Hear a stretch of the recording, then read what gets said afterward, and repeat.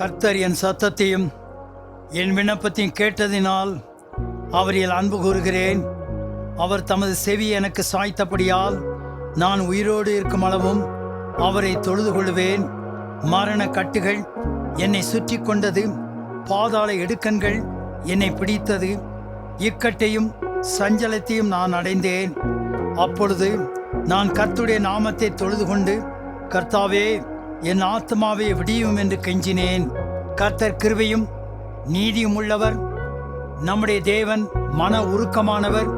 கர்த்தர் கபடற்றவர்களை காக்கிறார். நான் மெலிந்து போனேன், அவர் என்னை ரட்சித்தார். என் ஆத்மாவே, கர்த்தர் உனக்கு நன்மை செய்தபடியால் நீ உன் இளைப்பாறுதலுக்கு திரும்பு.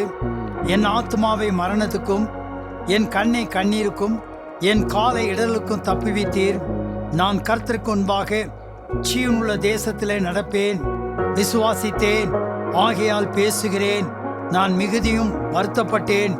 எந்த மனிதனும் பொய்யன் என்று என் மனக்கலக்கத்திலே சொன்னேன். கர்த்தர் எனக்கு செய்த எல்லா உபகாரங்களுக்காகவும் அவருக்கு நான் எண்ணத்தை செலுத்துவேன். இரட்சிப்பின் பாத்திரத்தை எடுத்துக்கொண்டு கர்த்தருடைய நாமத்தை தொழுது கொள்வேன்.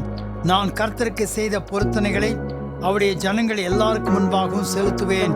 கர்த்தருடைய பரிசுத்தவானுடைய மரணம் அவர் பார்வைக்கு அருமையானது. கர்த்தாவே, நான் உமது அடியேன். நான் உமது அடியாளின் புத்திரனும் உமது ஊழியக்காரனுமாய் இருக்கிறேன். என் கட்டுகளை அவிழ்த்து விட்டீர். நான் உமக்கு ஸ்தோத்திர பலியை செலுத்தி கர்த்தருடைய நாமத்தை தொழுது கொள்வேன். நான் கர்த்தருக்கு செய்த பொருத்தனைகளை அவருடைய ஜனங்கள் எல்லாருக்கும் முன்பாகவும் கர்த்தருடைய ஆலயத்தின் பிரகாரங்களிலும் நடுவிலும் நிறைவேற்றுவேன். அல்லேலூயா, ஆமேன். Like, share and subscribe to spread our Lord's love.